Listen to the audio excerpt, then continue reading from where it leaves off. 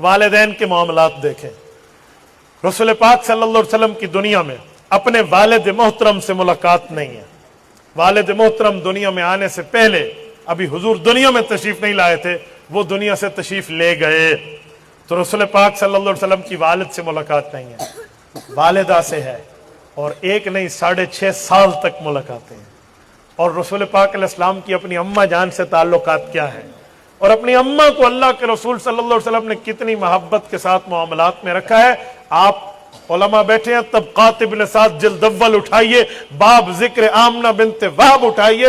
امام ابن سعد رحمۃ اللہ تعالی علیہ امام بخاری سے 26 سال پہلے اس دنیا سے گئے ہیں، المتوفى 230 ہجری. آپ ان کے معاملات کو اسٹڈی کیجئے، الطبقات الکبریٰ میں آپ کو ملے گا کہ اللہ کے رسول کی اپنی اماں جان کے ساتھ تعلقات کیا تھے.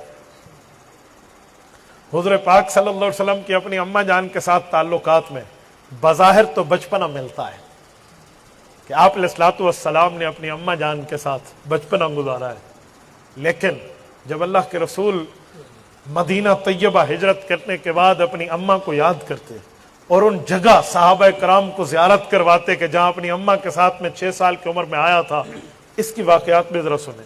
حضرت عبداللہ بن عباس فرماتے رضی اللہ عنہما، اللہ کے رسول صلی اللہ علیہ وسلم آئے تو مسجد نبوی کے ساتھ ایک جگہ تھی اطعمہ بنی نجار، ڈبل منزلہ. اس جگہ پہ آ کے اللہ کے رسول نے فرمایا ادھر ایک پرندہ بیٹھا ہوتا تھا، نطیر طائرہ او قال اطیر طائرہ ما انیسا من اقوالی. فرمایا میری ماموں کی بیٹی انیسا میرے ساتھ ہوتی، ہم بچپن میں یہاں پرندے کو اڑایا اور بٹھایا کرتے تھے. یہاں پہ حضور پاک کو یاد آیا کہ میں نے اپنی اماں کے ساتھ دن کیسے گزارے. یہ ہجرت کے بعد کی بات ہے، اور رسول اللہ کی عمر 6 سال ہے جب اماں کے ساتھ آئے.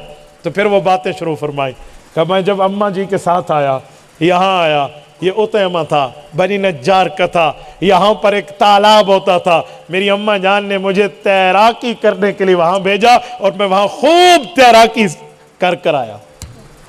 میں ایک بات سوچتا تھا کہ تیراکی سنت ہے، تو حضور علیہ السلام نے کہاں تیراکی کی ہے؟ مکہ میں تو پانی نہیں ہے، بواد غیر ذی زرع.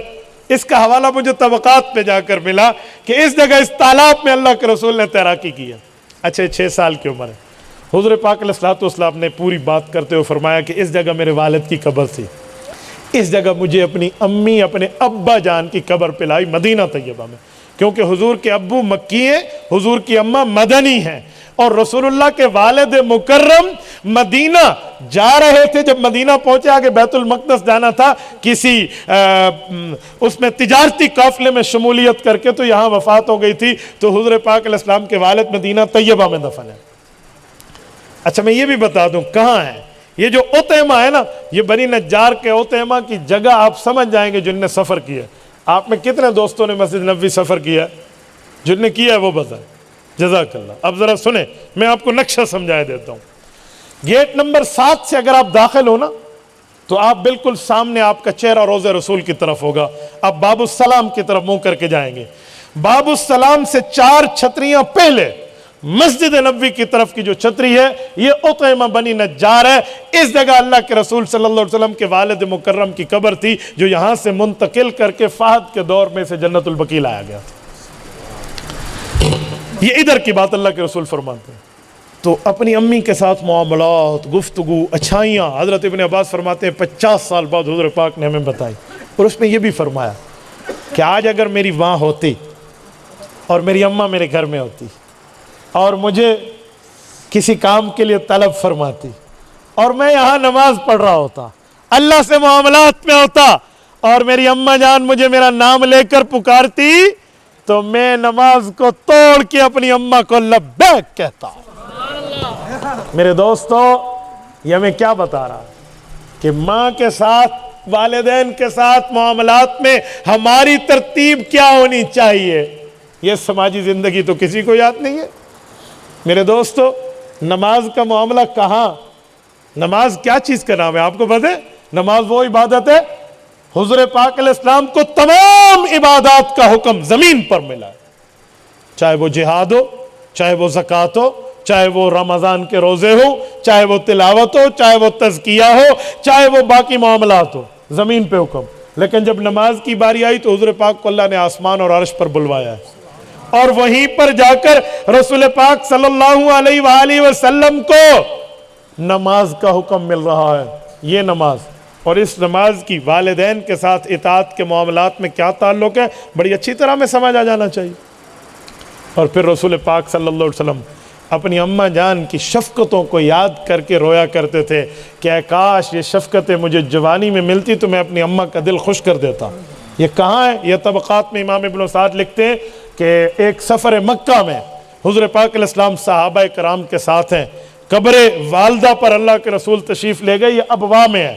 ابوا مستورہ سے 22 کلومیٹر ہے. مستورہ تقریباً 200 کلومیٹر بدر سے بنتا ہے. یہ صابر سٹی کی طرف میں الحمدللہ کئی بار ابوا حاضری دی ہے. حضرت اماں آمنہ رضی اللہ عنہ کی قبر پہ کہ اللہ کے رسول یہاں تشریف لائے. صحابہ کرام کا مجمع ساتھ تھا. فَأَصْلَحَ قَبْرَ أُمِّي حضور پاک علیہ السلام نے اپنی والدہ کی قبر کی مٹی کو درست فرمایا اور اس کے اوپر جو مٹی اور وہ جو پتھر تھے وہ صحیح فرمائے. اور وہاں پر بات کرتے کرتے اللہ کے رسول رونے لگے. وَبَكَى الْمُسْلِمُونَ لِبُكَائِهِ صلی اللہ علیہ وسلم. ابن عباس فرماتے ہیں حضور پاک کے رونے کو دیکھ کر صحابہ کرام کا مجمع رو پڑا. رسول پاک علیہ السلام کے ساتھ اتنا بڑا مجمع, حجۃ الوداع کا سفر ہو, آپ بتائیں اس طرح صحابہ کرام پھوٹ پھوٹ کر رو رہے ہیں. تو رسول پاک علیہ السلام نے بعد میں ان سے پوچھا کہ آپ رو رہے تھے؟ کہ ہم نے تو آپ کو روتے ہوئے اپنی اماں کی قبر پہ دیکھا. تو کہا مجھے تو میری ماں کی شفقتیں یاد آ گئی تھی. مجھے تو میری ماں کی شفقتیں یاد آ گئی. کہ کاش آج وہ ہوتی میں اس کا دل خوش کر دیتا. مجھے بتائیں اپنے ماں باپ کے ساتھ کس طرح کا معاملہ رکھنا ہے. یہ ہمیں حضور پاک کی زندگی بتا رہی. میرے دوستو, ماں اور باپ کے ساتھ حساب نہیں, مہربانی کرو. حساب اور ہوتا ہے, مہربانی اور ہوتی ہے. حساب کہتے ہیں یہ تیرا اور یہ میرا. مہربانی کہتے ہیں ابو امی سارا تیرا, جو چاہے مجھے دے جو چاہے نہ دے. یہ کہاں ہے؟ یہ 15ویں پارے میں ہے. میں آیت پڑھتا ہوں, ذرا توجہ رکھنا.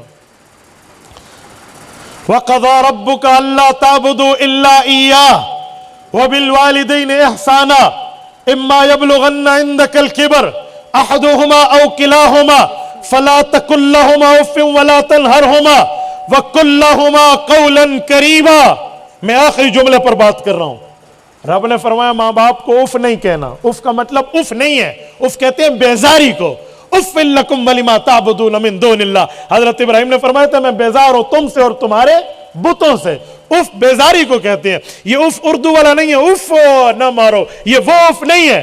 اس اف کا معنی بیزاری ہے, اس اف کا معنی لا تعلقی ہے, اس اف کا معنی کٹ آف ہے, اس اف کا معنی سوشل بائیکاٹ ہے, اس اف کا معنی ماں باپ کا دل دکھانا ہے. کہا یوں نہ کرو. اللہ اگر یوں نہ کریں تو کیا کریں؟ وَقُلْ لَهُمَا قَوْلًا كَرِيمًا. وَقُلْ لَهُمَا قَوْلًا كَرِيمًا. کیا ترجمہ ہے؟ کریم کسے کہتے ہیں؟ ماں باپ سے بات کر قولاً کریم, قولاً کریما, کرم والی بات. کرم کسے کہتے ہیں؟ سورۃ انفطار کی آیت اٹھائیں, ذرا اس کرم کو اس کرم کے ساتھ ملائیں اور مطلب سمجھ آئے. یا ایھا الانسان ما غرک بربک الکریم. اوے بندے تجھے کس نے دھوکے میں ڈالا؟ تیرا رب بڑا کریم ہے. علماء اس کی شرح میں فرماتے ہیں کرم کا معنی یہاں کیا ہے؟ کہا کرم کا معنی ہے بندہ فوت ہو جائے, اپنی نیکیاں لے کر جاتا ہے, وہی لے کر اٹھے گا. حق تو یہ ہے, لیکن ایصال ثواب جاری ہے. ایصال ثواب کا معنی قبر پہ پہنچ کے یا گھر بیٹھے ہوئے آپ نے قرآن کریم پڑھا, اس کو بخش دیا. حق ہے کہ اسے نہ ملے, کیونکہ یہ نیکی تو اس نے نہیں کی, یہ نیکی تو اس نے کی نہیں ہے. آپ حج بدل کر رہے ہیں, حج دے رہے ہیں, عمرہ دے رہے ہیں, نفل پڑھ کے ماں باپ کو دے رہے ہیں وفات کے بعد, یا کسی اقربا میں سے. حق ہے اسے اس کا ثواب نہ ملے, کیوں؟ اس نے تو کی نہیں ہے. لیکن اللہ کریم ہے, حق نہیں بنتا, اللہ اس کے نامہ اعمال میں ایصال ثواب لکھ دیتا ہے. کرم کا معنی کیا ہے؟ حق نہ بنے پھر بھی دو. کنسیشن اسے انگلش میں کہتے ہیں. دکان پہ گئے, بھائی مجھے گھڑی چاہیے. ہاں جی یہ روڈو کی گھڑی ہے, فلاں ہے. اچھا بہت مہنگی ہے, کتنے کی دیں گے؟ اجی 10,000 کی. لیکن آپ امام صاحب ہیں, میری خرید تو 6,000 ہے, بس میں آپ کو خرید سے بھی کم صرف 5 پہ دے رہا ہوں. تو دکاندار صاحب خرید تو آپ کی 6,000 ہے, 6 لے لو, 5 کیوں دے رہے ہو؟